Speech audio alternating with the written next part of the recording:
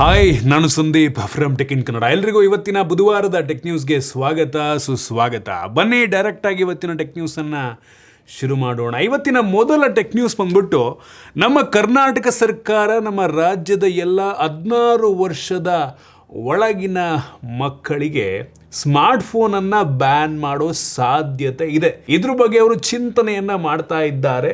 ಮಾಡಿದ್ರೆ ನಂಗೆ ಅನ್ನಿಸ್ತಂಗೆ ತುಂಬ ಒಳ್ಳೆಯದು ಆಯಿತಾ. ಇತ್ತೀಚಿನ ಮಕ್ಕಳಿಗೆ ಸಣ್ಣ ಏಜಲ್ಲೇ ತುಂಬ ಜಾಸ್ತಿ ಅನ್ವಾಂಟೆಡ್ ನಾಲೆಡ್ಜು, ಇಲ್ಲದೇ ಇರೋ ಜಗತ್ತಿನ ಪ್ರಾಬ್ಲಮ್ ಎಲ್ಲ ತಲೆ ಹಾಕೊಂಡು ಡಿಪ್ರೆಷನ್ ಕೂತಿರ್ತಾರೆ.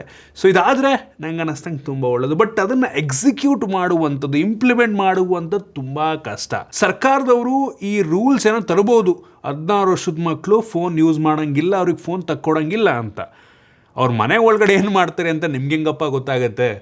ಈಗಿನ ಕಾಲದಲ್ಲೂ ಕೂಡ ಪೇರೆಂಟ್ಸು 16 ವರ್ಷಕ್ಕೇ ಮಕ್ಳಿಗೆ ಫೋನೆಲ್ಲ ಕೊಡಲ್ಲ. ಕೆಲವು ಜನ ಇರ್ಬೋದೇನೋ, ಬಟ್ ಈ ಮಕ್ಕಳು ಅವ್ರ ಪೇರೆಂಟ್ಸ್ ಫೋನ್ನಂತೂ ಕದ್ಬಿಟ್ಟಾರು ಯೂಸ್ ಮಾಡ್ತಾ ಇರ್ತಾರೆ. ಮಕ್ಕಳು ಊಟ ಮಾಡ್ತಾ ಇಲ್ಲ ಅಂತ ಪೇರೆಂಟ್ಸೇ ಮಕ್ಕಳಿಗೆ ಫೋನ್ ಕೊಟ್ಟು ಊಟ ಮಾಡಿಸ್ತಾ ಇರುವಂಥ ಈ ಕಾಲದಲ್ಲಿ ಈ ಸರ್ಕಾರದವರು ಈ ರೂಲ್ಸನ್ನು ತಂದರೆ ಅದು ಹೆಂಗೆ ಸಕ್ಸೀಡ್ ಆಗುತ್ತೋ ಗೊತ್ತಿಲ್ಲ, ಒಟ್ಟಿನಲ್ಲಿ ಬರಬೇಕು ಆಯಿತಾ. ಇದು ಸಕ್ಸಸ್ಫುಲ್ಲಾಗಿ ಆದರೆ ತುಂಬ ಒಳ್ಳೆಯದು. ಬಟ್ ಮನೆ ಒಳಗೆ ಏನಾಗುತ್ತೆ, ಅದು ಹೆಂಗೆ ಕಂಟ್ರೋಲ್ ಮಾಡೋಕ್ಕಾಗುತ್ತೆ ಸರ್ಕಾರದವ್ರಿಗೆ?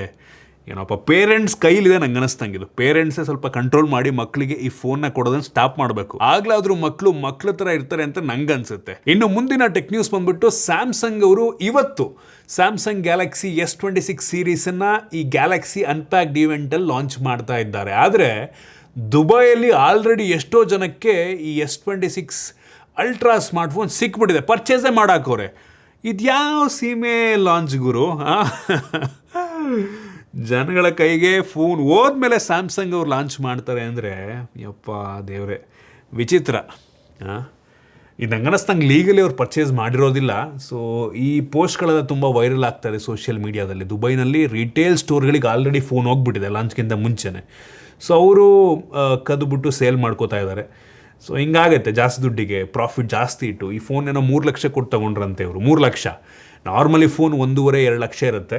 ಸೊ ಇದಕ್ಕೆ 3 ಲಕ್ಷ ಕೊಟ್ಬಿಟ್ಟು ತೊಗೊಂಡ್ರಂತೆ. ಅಂದರೆ ಲಾಂಚ್ಗಿಂತ ಮುಂಚೆನೇ ಸಿಗ್ತಾ ಇದೆಯಲ್ಲ ಈ ಕಾರಣಕ್ಕೆ. ಈ ಥರ ಆಗಿಬಿಟ್ರೆ ಏನೋಪ್ಪ, ಈ ಸೀಕ್ರೆಟ್ ಮೇಂಟೈನ್ ಮಾಡೋಕ್ಕಾಗಿಲ್ಲ ಅಂದರೆ ಈ ಥರ ಕಷ್ಟ. ಆಪಲ್ನವ್ರು ಯಾವತ್ತೂ ನಂಗೆ ಅನ್ನಿಸ್ತಂಗೆ ಈ ಥರ ಮಾಡ್ಕೊಂಡಿಲ್ಲ ಸ್ಯಾಮ್ಸಂಗ್ ಅವ್ರ ಥರ. ಇನ್ನು ಮುಂದಿನ ಟೆಕ್ ನ್ಯೂಸ್ ಬಂದ್ಬಿಟ್ಟು ನಿಮ್ಮೆಲ್ಲರಿಗೂ ಗೊತ್ತಿರೋ ಹಾಗೆ ಮೆಕ್ಸಿಕೋದಲ್ಲಿ ಒಬ್ಬ ದೊಡ್ಡ ಕಾರ್ಟೆಲ್ ಡ್ರಗ್ ಲಾರ್ಡನ್ನು ಮೆಕ್ಸಿಕನ್ ಆರ್ಮಿ ಅಮೆರಿಕನ್ ಆರ್ಮಿ ಜೊತೆ ಕೊಲಾಬ್ರೇಟ್ ಆಗಿ ಒಗ್ಯಾಕ್ಸವ್ರೆ. ಸೊ ಅಲ್ಲಿ ಇದೀಗ ಕೋಮು ಗಲಭೆ ಜಾಸ್ತಿ ಆಗಿಬಿಟ್ಟಿದೆ. ಸೊ ಈ ಕಾರ್ಟೆಲ್ ಕಡವರು ತುಂಬ ದೊಡ್ಡ ಆರ್ಮಿನೇ ಇದೆಯಂತೆ ಆ ಕಾರ್ಟೆಲ್ ಹತ್ರ, ಆಯಿತಾ. ಇಲ್ಲಿಗಲ್ ಆರ್ಮಿ, ಅಫಿಷಿಯಲ್ ಆರ್ಮಿ ಅಲ್ಲ, ಇಲ್ಲಿಗಲ್ ಆರ್ಮಿ. ಸೊ ಅವ್ರು ಎಲ್ಲ ಕಡೆ ಪೆಟ್ರೋಲ್ ಬಂಕಿಗೆ ಬೆಂಕಿ ಹಚ್ಚೋದು, ಕಾರ್ಗಳಿಗೆ ಬೆಂಕಿ ಹಚ್ಚೋದು, ಕೋಮು ಗಲಭೆ ಹುಟ್ಟಾಕ್ತವ್ರೆ, ಗನ್ ತೊಗೊಂಡೋಗಿ ಸುಮ್ಮನೆ ಶೂಟ್ ಮಾಡೋದು. ಸೊ ಈ ಥರ ಎಲ್ಲ ಮಾಡೋದು. ಇದೆಲ್ಲ ನೋಡಿ ನನಗೆ ಅನಿಸಿದ್ದು, ಯಪ್ಪ ನಮ್ಮ ದೇಶದಲ್ಲಿ ಈ ಥರ ಎಲ್ಲ ಗುರು ಒಂದು ರೀತಿ ಚೆನ್ನಾಗಿ ಡೆಮೋಕ್ರಸಿ ನಮ್ಮ ದೇಶದಲ್ಲಿ ನಡೀತಾ ಇದೆ ಅಂತ ಅನ್ನಿಸ್ತು. ಅಲ್ಲಿ ಯಾವುದು ಕೆಲವೊಂದು ಕೋಮು ಗಲಭೆ ಆಗ್ಬೋದು, ಬಟ್ ಈ ಥರನ ಪೊಲೀಸ್ಗಳಿಗೆ ಆರ್ಮಿಗೆ ಎದುರದಂಗೆ ಒಂದು ದೇಶದಲ್ಲಿ ಈ ನಕ್ಸಲ್ ರೀತಿ ಒಂದು ಆ್ಯಕ್ಟಿವಿಟಿ ನಡೀತಾ, ಅದನ್ನು ಅಲ್ಲಿ ತನಕ ಬೆಳೆಯೋಕ್ಕೆ ಬಿಟ್ಟವರು ಆ ದೇಶದಲ್ಲಿ. ಸದ್ಯಕ್ಕೆ ನಮ್ಮ ದೇಶದಲ್ಲಿ ಆ ಥರ ಯಾವುದೂ ಇಲ್ಲ ಅಂತ ನಾನು ಅಂದ್ಕೊಂಡಿದ್ದೀನಿ, ಗೊತ್ತಿಲ್ಲಪ್ಪ, ಇರ್ಬೋದೇನೋ. ಒಟ್ಟಿಗೆ ನಮ್ಮ ದೇಶ ಪೀಸ್ಫುಲ್ಲಾಗಿ ಸೇಫ್ ಆಗಿದೆ. ಇನ್ನು ಮುಂದಿನ ಟೆಕ್ ನ್ಯೂಸ್ ಬಂದ್ಬಿಟ್ಟು ನಮ್ಮ ಸರ್ಕಾರದಲ್ಲಿ ಒಬ್ಬ MP ಇದ್ರ ಬಗ್ಗೆ ಮಾತನಾಡ್ತಾ ಇದ್ದಾರಲ್ಲ ಅಂತ ಕೇಳಿ ಖುಷಿ ಆಯಿತು. ಏನಪ್ಪ ಅಂದರೆ, ನಾವು ನಮ್ಮ ಫೋನಿಗೆ ರೀಚಾರ್ಜನ್ನು ಮಾಡಿಸ್ಕೋತೀವಿ, ಆಯಿತಾ. ಔಟ್ ಗೋಯಿಂಗ್ ಕಾಲ್ಗೆ, ಇಂಟರ್ನೆಟ್ಟಿಗೆ ರೀಚಾರ್ಜ್ ಮಾಡಿಸ್ಕೋತೀವಿ. ಈ MP ಏನು ಪ್ರಶ್ನೆ ಕೇಳ್ತಾ ಇದ್ದಾರೆ ಅಂದರೆ, ನಾವು ಕೂಡ ಕೇಳುವಂಥ ಪ್ರಶ್ನೆ ಅದೇನೆ. ನಾವು ಆ ಫೋನ್ನ ಯೂಸ್ ಮಾಡ್ತಾ ಇಲ್ಲ, ಆಯಿತಾ. ನಮಗೆ ಬರೀ ಇನ್ಕಮಿಂಗ್ ಕಾಲ್ ಮಾತ್ರ ಸಾಕು, ಇದರಿಂದ ಔಟ್ ಗೋಯಿಂಗ್ ಕಾಲ್ ಹೋಗಲ್ಲ.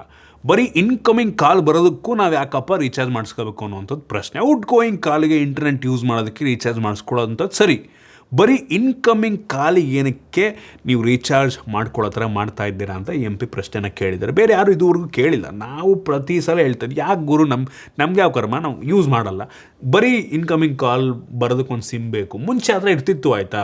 ಈ ಜಿಯೋ ಬರೋಕ್ಕಿಂತ ಮುಂಚೆ ಅಲ್ಲ, ಅದಕ್ಕೆ ನಾವು ರೀಚಾರ್ಜ್ ಮಾಡಬೇಕು ಅಂತ ಇರಲಿಲ್ಲ. ಫೋನಲ್ಲಿ ಸಿಮ್ ಇದ್ದರೆ ಸಾಕು, ಆ್ಯಕ್ಟಿವ್ ಇರ್ತಾಯಿತ್ತು. ಆಗ ಈಗ ಒಂದು ₹10 ರೀಚಾರ್ಜ್ ಮಾಡಿಸ್ಕೊಂಡ್ರೆ ಅದರಲ್ಲಿ ಬ್ಯಾಲೆನ್ಸ್ ಇತ್ತು ಅಂದರೆ ಏನೂ ಆಗ್ತಿರಲಿಲ್ಲ, ಆ್ಯಕ್ಟಿವ್ ಆಗಿರ್ತಿತ್ತು. ಇನ್ಕಮಿಂಗ್ ಕಾಲ್ ಬರ್ತಾ ಇದ್ದರೆ ಸಾಕಿತ್ತು. ಬಟ್ ಈಗ ಆ ಸಿಮ್ಮನ್ನು ಆ್ಯಕ್ಟಿವ್ ಆಗಿ ಇಟ್ಕೋಬೇಕು ಅಂದರೆ ನಾವು ರೀಚಾರ್ಜ್ ಮಾಡಲೇಬೇಕು. ಇದು ಯಾವ ಕರ್ಮ? ಯಾರೊಬ್ಬರು ಅಟ್ಲೀಸ್ಟ್ ಪ್ರಶ್ನೆನ ಮಾಡಿದ್ದಾರೆ, ಇದು ಬರಬೇಕು. ಈ ನೆಟ್ವರ್ಕ್ ಪ್ರೊವೈಡಿಂಗ್ ಕಂಪ್ನಿಗಳಿಗೆ, ಏರ್ಟೆಲ್ ಜಿಯೋದವ್ರಿಗೆಲ್ಲ ಇನ್ಸ್ಟ್ರಕ್ಷನ್ಸ್ ಹೋಗಬೇಕು, ನೀವು ಈ ಥರ ನೀವು ರೀಚಾರ್ಜ್ ಮಾಡಿಲ್ಲ ಅಂದರೆ ಒಂದು ಫೋನ್ನ ಡಿಆಕ್ಟಿವೇಟ್ ಮಾಡೋಂಗಿಲ್ಲ ಸಿಮ್ಮನ್ನು ಅಂತ. ಸೊ ಒಳ್ಳೇದು, ಅಟ್ಲೀಸ್ಟ್ ಯಾರೊಬ್ಬರು ಮಾತಾಡಿದ್ರಲ್ಲ. ಇನ್ನು ಮುಂದಿನ ಟೆಕ್ ನ್ಯೂಸ್ ಬಂದ್ಬಿಟ್ಟು, ಇನ್ನು ಕೆಲವು ದಿನಗಳಲ್ಲಿ ನಮ್ಮ ದೇಶದಲ್ಲೇ ಸೆಮಿಕಂಡಕ್ಟರ್ ಚಿಪ್ ಮ್ಯಾನುಫ್ಯಾಕ್ಚರಿಂಗ್ ಶುರು ಆಗ್ಬೋದು. 4 ಡಿಫ್ರೆಂಟ್ ಜಾಗಗಳಲ್ಲಿ ಈ ಒಂದು ಚಿಪ್ ಮ್ಯಾನುಫ್ಯಾಕ್ಚರಿಂಗ್ ಶುರುವಾಗುತ್ತಂತೆ, ಒಳ್ಳೆಯದು. ಮತ್ತು ಈ AI ಏನು ಸರ್ವರ್ಗಳಿರ್ತವೆ ಅದೆಲ್ಲ ನಮ್ಮ ದೇಶದಲ್ಲೇ ಶುರುವಾಗೋ ಸಾಧ್ಯತೆ ಇರುತ್ತೆ. ಇದೆಲ್ಲ ಬಂತು ಅಂದರೆ ಆ್ಯಕ್ಚುಲಿ ಪವರ್ ಕನ್ಸಂಪ್ಷನ್ ಹೆವಿ ಜಾಸ್ತಿ ಆಗುತ್ತೆ ಆಯಿತಾ. ಈ ಸರ್ವರ್ಗಳಿಗೆಲ್ಲ ಪವರ್ ಕೊಡೋದಕ್ಕೆ ಬೇಜಾನ್ ಇದು ಬೇಕು, ಎಲೆಕ್ಟ್ರಿಸಿಟಿ ಬೇಕು. ಸೊ ಅದನ್ನೆಲ್ಲ ಫುಲ್ಫಿಲ್ ಚೆನ್ನಾಗಿ ಮಾಡಿದ್ರು ಒಳ್ಳೆಯದು. ಅದನ್ನೆಲ್ಲ ಕೊಟ್ಟಿಲ್ಲ ಅಂತ ಅಂದರೆ ಯಾವ ಕಂಪ್ನಿನೂ ಬರೋಲ್ಲ. ಸೊ ಒಳ್ಳೆಯದು, ಚಿಪ್ ಮ್ಯಾನುಫ್ಯಾಕ್ಚರಿಂಗ್ ಕೂಡ ನಮ್ಮ ದೇಶದಲ್ಲಿ ಶುರುವಾಗಿರುವಂಥದ್ದು. ಇನ್ನು ಮುಂದಿನ ಟೆಕ್ ನ್ಯೂಸ್ ಬಂದ್ಬಿಟ್ಟು, ಆಫ್ಘಾನಿಸ್ತಾನದಲ್ಲಿ ತಾಲಿಬಾನ್ ಅವರು ಒಂದು ಹೊಸ ರೂಲ್ಸ್ ಅಂತಂದವ್ರು. ಏನಪ್ಪ ಅಂತ ಅಂದರೆ, ನೀವು ಈ ಆಫ್ಘಾನಿಸ್ತಾನದಲ್ಲಿ ಗಂಡ ಹೆಂಡತಿಗೆ ಎಷ್ಟು ಬೇಕಾದ್ರೂ ಹೊಡಿಬೋದಂತೆ, ಎಷ್ಟು ಬೇಕಾದ್ರೂ ಹೊಡಿಬೋದು, ಮೂಳೆ ಮುರಿಯೋಂಗಿಲ್ಲ ಅಷ್ಟೇ, ಮೂಳೆ ಮುರಿಯೋ ಥರ ಹೊಡಿಯೋಂಗಿಲ್ಲ ಅಷ್ಟೇ. ಯಾವ ದೇಶ ಗುರು ಯಪ್ಪ, ದೇವ್ ಯಾವ ಕಾಲದಲ್ಲಿ ಅವರೇ ಇವರು,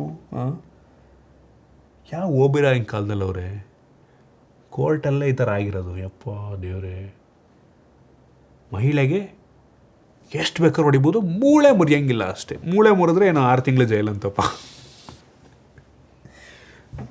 ಬಿಡಿ ಸುಮ್ಮನೆ ಯಾಕೆ. ಇನ್ನು ಮುಂದಿನ ಟೆಕ್ ನ್ಯೂಸ್ ಬಂದ್ಬಿಟ್ಟು, ನಮ್ಮ ಜಗತ್ತಿನ 2 ರೆಪ್ಯೂಟೆಡ್ AI ಪ್ಲ್ಯಾಟ್ಫಾರ್ಮ್ಗಳದ್ದು ಡಾಟಾ ಲೀಕ್ ಆಗಿಬಿಟ್ಟಿದೆ ಆಯಿತಾ.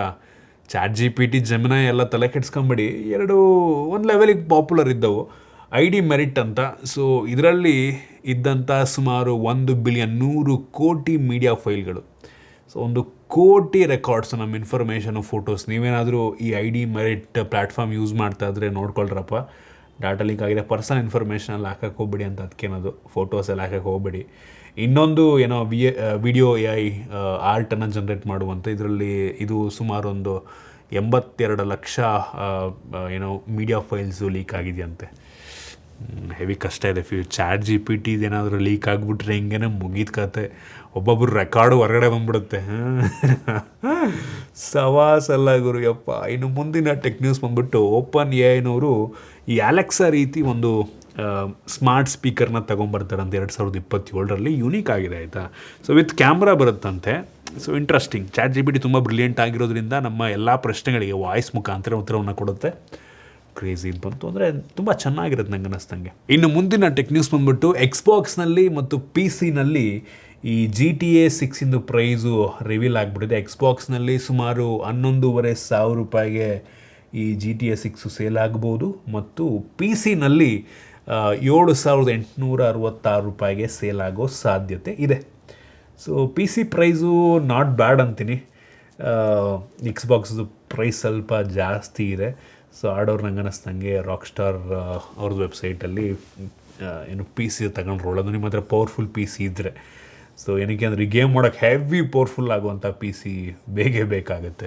ಇನ್ನು ಮುಂದಿನ ಟೆಕ್ ನ್ಯೂಸ್ ಬಂದುಬಿಟ್ಟು, ಸ್ಯಾಮ್ಸಂಗ್ ಅವ್ರದ್ದು ಗ್ಯಾಲಕ್ಸಿ Z ಟ್ರೈಫೋಲ್ಡ್ ಏನು ಲಾಂಚ್ ಆಗಿತ್ತು, ಅದ್ರದ್ದು ಇಂಟರ್ನಲ್ ಡಿಸ್ಪ್ಲೇನೋ ಏನೋ ಇಶ್ಯೂ ರಿಪೋರ್ಟ್ ಆಗ್ತಾಯಿದೆಯಂತೆ. ತುಂಬ ಜನ ರಿಪೋರ್ಟ್ ಮಾಡಲ್ಲ, ಕೆಲವು ಜನ ಇದನ್ನು ಟ್ವಿಟರ್ನಲ್ಲೆಲ್ಲ ಶೇರ್ ಮಾಡ್ಕೊಂಡಿದ್ದಾರೆ. ಅಂದರೆ ತುಂಬ ಜನ ಇಲ್ಲ, ಬಟ್ ಏನಾದ್ರು ಮೇಜರ್ ಪ್ರಾಬ್ಲಮ್ ಆಗಿದ್ದರೆ ನಂಗೆ ಅನ್ನಿಸ್ತಂಗೆ ರಿಕಾಲ್ ಮಾಡ್ಬೋದು. ಸೊ ನೋಡೋಣ, ಮೋಸ್ಟ್ಲಿ ಒಬ್ರಿಬ್ರು ಇದನ್ನು ಫೇಸ್ ಮಾಡ್ತಾ ಇದ್ರೆ ಅಂತೆಲ್ಲ ಕೆಡ್ಸ್ಕೊಳಕ್ಕೆ ಹೋಗಲ್ಲ ಬ್ರ್ಯಾಂಡ್ನವರು. ಇನ್ನು ಮುಂದಿನ ಟೆಕ್ ನ್ಯೂಸ್ ಬಂದುಬಿಟ್ಟು, ಅಫಿಷಿಯಲ್ ನಥಿಂಗ್ ಫೋನ್ 4Aದು ಫೋಟೋಸ್ ಲೀಕ್ ಆಗಿಬಿಟ್ಟಿದೆ, ತೋರಿಸ್ತಾ ಇದ್ದೀನಿ. ಸೊ ಫೋನ್ ನಿಮಗೆ ನೋಡೋದಕ್ಕೆ ಇದೇ ರೀತಿ ಇರುತ್ತೆ. ಸ್ನ್ಯಾಪ್ಡ್ರ್ಯಾಗನ್ 7S Gen 4 ಪ್ರೊಸೆಸರ್ ಒಂದಿಗೆ ಲಾಂಚ್ ಆಗುತ್ತೆ ಆಯಿತಾ. ಸೊ ಮಾರ್ಚ್ 5ನೇ ತಾರೀಕು ಅನ್ಬಾಕ್ಸ್ ಮಾಡ್ತೀನಿ, ವೆಯ್ಟ್ ಮಾಡಿ. ಇನ್ನು ಮುಂದಿನ ಮತ್ತು ಕೊನೆಯ ಟೆಕ್ ನ್ಯೂಸ್, ಶಾಮಿನವರು ನಮ್ಮ ದೇಶದಲ್ಲಿ ಅವರ ಸ್ಟ್ರಾಟಜಿಯನ್ನು ಚೇಂಜ್ ಮಾಡ್ತಾ ಇದ್ದಾರಂತೆ. ಸ್ಮಾರ್ಟ್ಫೋನ್ಗಳ ಜೊತೆಗೆ TV ಆಲ್ರೆಡಿ ಇದೆ, ಜೊತೆಗೆ ಲ್ಯಾಪ್ಟಾಪ್ಸ್.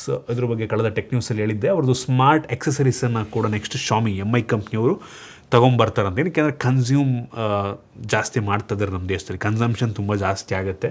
ಸೊ ಇಂಪೋರ್ಟ್ ಮಾಡ್ತಾರೆ, ಇಲ್ಲ ಅಸೆಂಬಲ್ ಮಾಡಿ. ಅವ್ರದ್ದು ತುಂಬ ಇಂಟ್ರೆಸ್ಟಿಂಗ್ ಸ್ಮಾರ್ಟ್ ಗ್ಯಾಜೆಟ್ಸ್ಗಳೆಲ್ಲ ಇದ್ದಾವೆ ಶಾಮಿ MI ಅವ್ರದ್ದು. ಸೊ ಬರಲಿ, ಚೆನ್ನಾಗಿರುತ್ತೆ. ಸೊ ಇದಿಷ್ಟು ಇವತ್ತಿನ ಟೆಕ್ ನ್ಯೂಸ್. ಐ ಹೋಪ್ ನಿಮಗೆ ಇವತ್ತಿನ ಟೆಕ್ ನ್ಯೂಸಲ್ಲಿ ಕೆಲವೊಂದು ಹೊಸ ವಿಷಯ ತಿಳೋಕ್ಕೆ ಸಿಕ್ಕಿದೆ ಅಂತ ಅನ್ಕೋತೀನಿ. ಇಷ್ಟ ಆಗಿದ್ರೆ ಲೈಕ್ ಮಾಡಿ, ಶೇರ್ ಮಾಡಿ. ಇದೇ ರೀತಿ ನಮ್ಮ ಬೇರೆ ಬೇರೆ ವೀಡಿಯೋಗಳಿಗೆ ನಮ್ಮ tech in Kannada YouTube channel subscribe ಮಾಡ್ಕೊಂಡಿಲ್ಲ ಅಂದರೆ ಈಗಲೇ ಸಬ್ಸ್ಕ್ರೈಬ್ ಮಾಡ್ಕೊಳ್ಳಿ, ಮತ್ತು ಬೆಲ್ ಐಕಾನ್ ಕೂಡ ಕ್ಲಿಕ್ ಮಾಡ್ಬೋದು. ಸಿಗೋಣ ಮತ್ತೆ ಮುಂದಿನ ವೀಡಿಯೋದಲ್ಲಿ.